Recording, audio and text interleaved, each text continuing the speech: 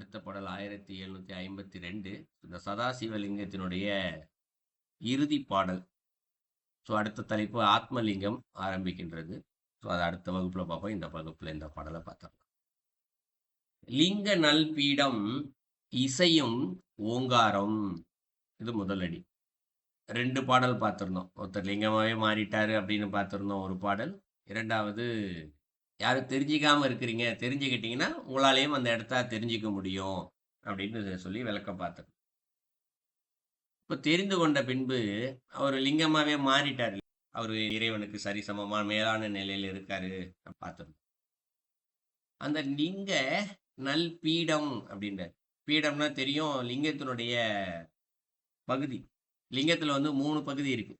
ஒரு பகுதி பீடம்னு சொல்லுவோம், இன்னொன்று பானம்னு சொல்லுவோம், நேர மேலே நிற்கிறது. இன்னொன்று கீழ்ப்பகுதி, கொஞ்சம் வட்டமா இருக்கும். மேல் பக்கம், நடுப்பக்கம், கீழ்ப்பக்கம், இப்படி 3ஆ பிரிஞ்சிருக்கு லிங்கம். அதுக்கு நிறைய தத்துவ ரீதியாக காரணங்கள் சொல்லுவோம். படைத்தல் தொழில், காத்தல் தொழில், அழித்தல் தொழில், 3 தெய்வங்கள் இருக்கிறார்கள், இப்படி நிறைய விளக்கம் சொல்லுவோம். ஒன்றொன்றும் ஒரு வித தத்துவத்தில் உண்மைதான். இப்போ இந்த இடத்துல என்ன சொல்றாரு, மேலே நல் பீடம் அப்படின்னு சொல்றாரு. ஸோ நல்பீடம் அப்படின்னு சொல்லப்படுறது நடுப்பகுதி, அது நல் பீடம் அப்படின்றார். அப்ப என்ன, நன்மையை இங்கு கொடுக்கின்றது. ஸோ லிங்க வடிவத்தில் நன்மையை கொடுக்கின்ற பீடமானது இசையும் ஓங்காரம் அப்படின்னு சொல்றார். இசைனா என்ன, நமக்கு தெரிந்து சத்தம் தான் இசை இல்லையா? ஒரு பாட்டு கேட்குறோம், யாராவது பாடுறாங்க, இதெல்லாம் இசை அப்படின்னு சொல்றோம். ஆனால் இதற்கு ஒரு பொருள் இருக்கின்றது. இசைவு என்று ஒரு பொருள் இருக்கின்றது. இசை என்பதற்கு இசைவு, தமிழ்ல இருக்கக்கூடிய பொருள். இப்ப இசைவு என்பதற்கு என்ன பொருள்? ஒன்று பொருத்தம், இல்ல உடன்பாடு. இதான் இசைவு என்பதற்கான உள்ளே இருக்கக்கூடிய பொருள். அப்போ பொருந்துகின்றது எது? ஓங்காரம் அப்படின்னு சொல்லிட்டாரு. ஓங்கார சத்தத்தை வச்சு இப்போ முழுமையாவே பார்த்துருந்தோம். அப்ப நடுப்பகுதி பீட பகுதியானது ஓங்காரம் அப்படின்னாருன்னா என்ன பொருள்? இப்போ அவரு பரம்பொருளுக்கு இணையான மேலான நிலையில இருக்காரு. அவர்கிட்ட எல்லாரும் தான் பிரார்த்தனை பண்றாங்க. இப்போ உதாரணத்துக்கு சொன்ன அண்ணாமலையார்ட்ட பிரார்த்தனை பண்றது சொல்றேன். எல்லாரும் தான் பிரார்த்தனை பண்றாங்க. கேட்கறது எல்லாத்தையும் அவர் கொடுத்துக்கிட்டே இருக்காரான்னு கேட்டா கிடையாது. யாருக்கு எவ்வளவு தகுதி இருக்கின்றதோ, பக்குவம் இருக்கின்றதோ, அவர்களுக்கு தேவையான அளவு தான் கொடுக்குறாரு. ஒரு திருடன் போயிட்டு இன்னைக்கு எனக்கு நல்லா நிறைய திருடுறதுக்கு கிடைக்கணும் அப்படின்னு சொல்லிட்டு பிரார்த்தனை பண்ணிட்டு போனா அதுக்காக அவர் திருடுறதுக்கு 4 வீட்டை திறந்து வைக்க சொல்லி அருள் கொடுப்பாரா இறைவன்? அதெல்லாம் செய்ய மாட்டார் நிச்சயமா. அது மாதிரி யாருக்கு என்ன கொடுக்க வேண்டுமோ அது தகுதி அறிந்து தான் இறைவன் அங்கு இதனை கொடுக்கின்றார். ஸோ அப்போ வெளியில இருக்க எல்லாத்தையுமே அவரால் உள்ள தெரிந்து கொள்ள முடியும். யாருக்கு என்ன, அதற்கு உடன்படுதல். அவர்களது வினைகளுக்கு ஏற்ப யார் எப்படி பிரார்த்தனை செய்கிறார்களோ அவர்களுக்கு ஏற்ற அந்த உடன்பாடோடு அவர்களுக்கு இது கொடுத்தல். அதான் இந்த இடத்துல இசைவு, இசையும் அப்படின்னு சொல்றாரு. இசையும் என்று சொல்லப்படுது. இசையும் உடன்படுதல், பிரார்த்தனை செய்பவர்களுக்கு ஏற்ற உடன்பட்டு இங்கே நன்மை கொடுத்தல். எது? ஓங்காரம் அப்படின்னு சொல்றார். அப்ப அகார உகாரம் மகாரம் 3 இருக்கின்றது. 3ம் சேர்ந்ததான் ஓங்காரம். ஸோ இந்த 3ஐயும் சேர்ந்து இந்த பீடப்பகுதியானது இங்கு அது நன்மையை கொடுக்கின்றது. இப்ப யார் என்ன பிரார்த்தனை பண்ணாலும் சரி, இறைவன் அங்க அருளை கொடுக்கின்றார். அது பீடப்பகுதியிலேருந்து தான் கிடைக்குது. இந்த பீடப்பகுதியில் இருக்கக்கூடிய அருள் இப்ப நமக்கு கிடைச்சதுன்னு வச்சுக்குவோம், புரிஞ்சுக்கிறதுக்காக சொல்றோம். நல்லது நடக்கும்.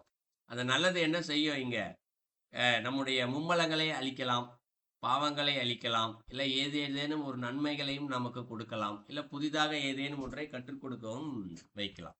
நம்ம என்ன கேட்குறோமோ அதற்கேற்ற ஒன்றை அவர் செய்து கொடுப்பார், நமக்கு தேவையான அளவு வினைகளுக்கு ஏற்ப. அதான் இந்த முதலடியில சொல்லிருக்காரு, இசையும் ஓங்காரம் அப்படின்னு சொல்றாரு. அந்த அவர் என்ன மாதிரி நமக்கு நன்மை செய்கிறாரோ அது இந்த இடத்துல அந்த சத்தத்தின் வடிவாக நமக்கு கொடுக்கக்கூடிய நன்மையுடைய ஓங்கார தத்துவம் இந்த இடத்துல இந்த முதலடியில சொல்றாரு. ஏன்னா அந்த ஓங்கார தத்துவம்னு ஒரே லைன்ல சொல்லிட்டேன்.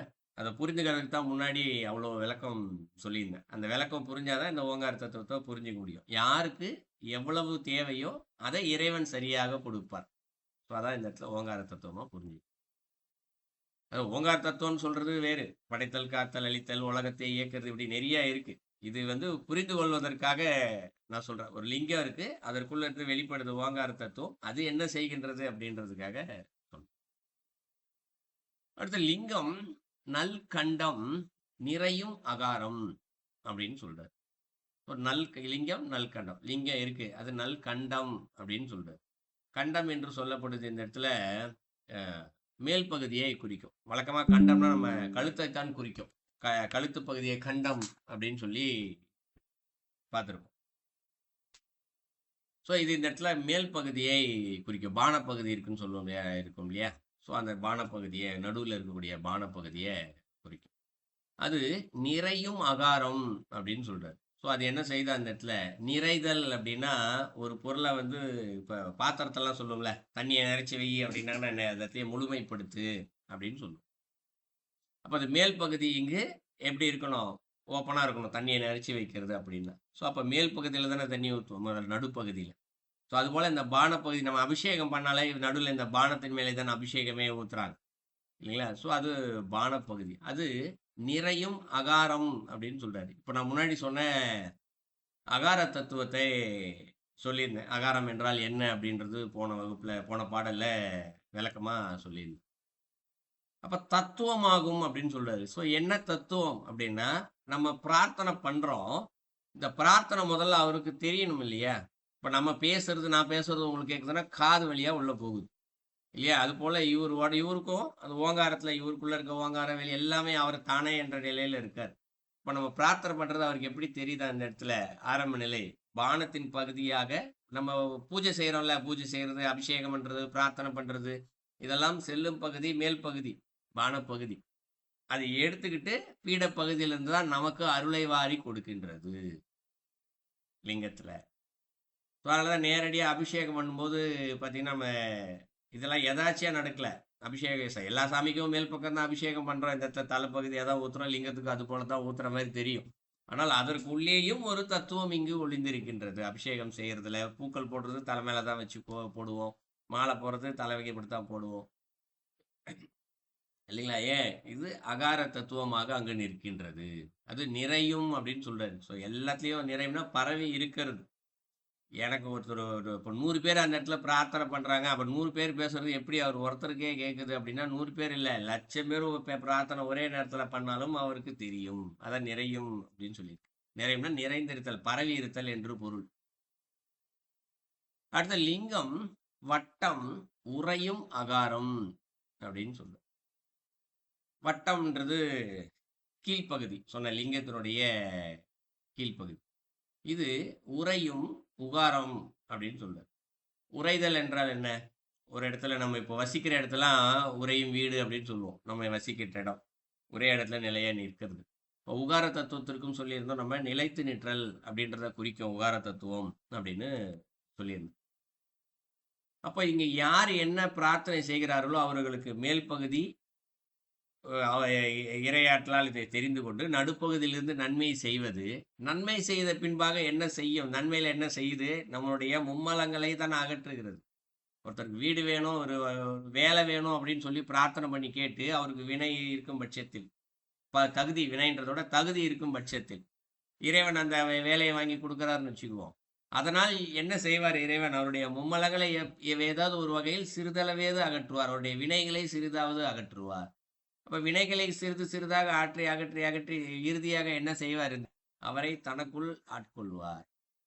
இப்ப நம்மகிட்ட இருக்க வினைகள்லாம் தீர்ந்து போச்சுன்னா நம்ம என்ன செய்வோம், இறைவா அவரே தானே கதின்னு சொல்லிட்டு போய் நிற்போம். இறுதியாக அவருடைய சிந்தனையில தானே இருப்போம். அப்ப இறுதியாக நாம் சென்று சேரக்கூடிய இடம் எது, அதே இறைவன் தான், அதே சிவலிங்கம் தான். எந்த இறைவனை நாம் வணங்குகின்றோமோ, எந்த குருவை வணங்குகின்றோமோ அவரிடமே சென்று சரணடைவோம். அதான் இந்த இடத்துல உரைதல், இறுதியாக அவரிடத்திலே சென்று உரைதல். இப்போ இன்னைக்கெல்லாம் நம்ம இருக்கிற இடம்லாம் டெம்பரவரி தான். நான் நேத்தான் சொல்லியிருந்தேன் மாலை வகுப்புல, நம்ம இருக்கிறதெல்லாம் சொந்த வீடு கிடையாது, நம்ம இருக்கிற வீடு வேற. இன்றைக்கு நாம் உறைந்து கொண்டு இருக்கக்கூடிய வீடு என்பது டெம்பரவரி, தற்காலிகமானது.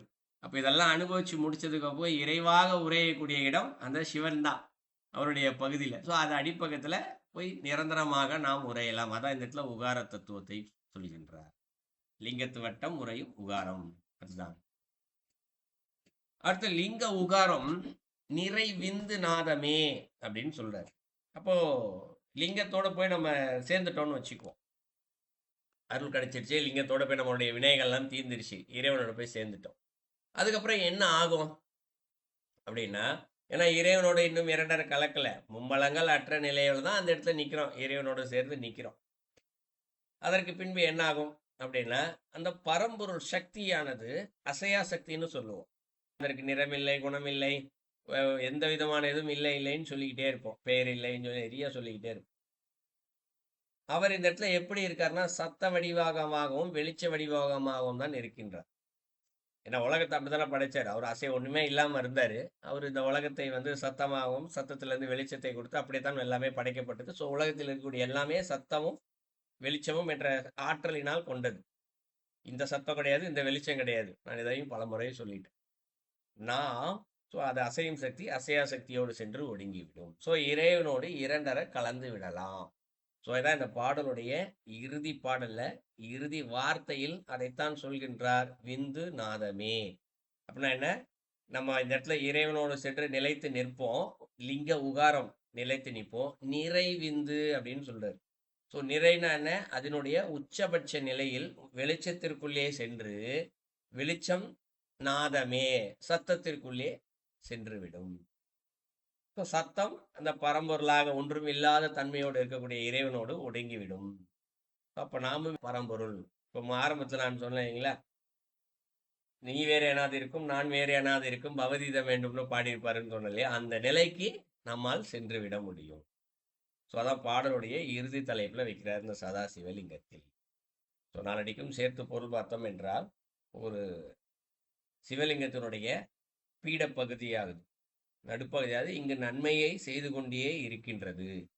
யாருக்கு யார் யாரெல்லாம் இங்கு தர்மப்படி வாழ்கின்றார்களோ, இறை சிந்தனையோடு சரணடைந்து பக்தியோடு, எந்த மார்க்கம் வேண்டா இருக்கலாம், யோக மார்க்கலா இருக்கலாம், ஞான மார்க்கமா இருக்கலாம், எந்த மார்க்கம் வேண்டுமானாலும் இருக்கலாம்.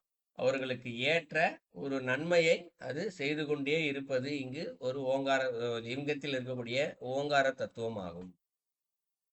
அந்த ஓங்காரத்தினுடைய இந்த சிவலிங்கத்தினுடைய நடுப்பகுதி பானம் பகுதி, யார் என்ன கேட்கின்றார்களோ அதை கொடுக்கக்கூடிய நிலையில், ஆரம்ப நிலையில் கொடுக்கக்கூடிய நிலையில் அது இருக்கின்றது. அடிப்பகுதியான வட்டம், யார் எதையெல்லாம் கேட்டார்களோ பெற்றுக்கொண்டார்களோ, பெற்றுக்கொண்டதிலிருந்து அவருடைய மும்மலத்தை தீர்த்து இறுதியில் வினைகள் இல்லாமல் மாசு இல்லாமல் அந்த இறைவனோடு சேர்ந்த நிலையில் அவர்கள் நிற்கின்றார்கள். எந்த இறைவனை வழிபட்டார்களோ அவர்கள் சேர்ந்த நிலையில் இருக்கின்றார்கள். இறைவனோடு சேர்ந்த நிலையில் மேலும் அவர்கள் வெளிச்ச நிலைக்கு மாறி இறுதியாக அந்த சத்தத்தோடே சென்று வெளிச்சத்தோடு ஒடுங்கி பின்பு சத்தத்தோடே அவர்கள் ஒடுங்கி விடுகின்றார்கள். இப்போ ஒடுங்கிட்டாங்கன்னா இறைவனோட இரண்டரை கலை நிலைக்கு வந்துட்டாங்க. இப்போ லிங்கம் என்ற தத்துவமே இல்லை, ஒன்றுமே இல்லாத ஒரு நிலைக்கு அவர்கள் சென்று விடுவார்கள். ஸோ இதான் அந்த பாடலுடைய கருத்து.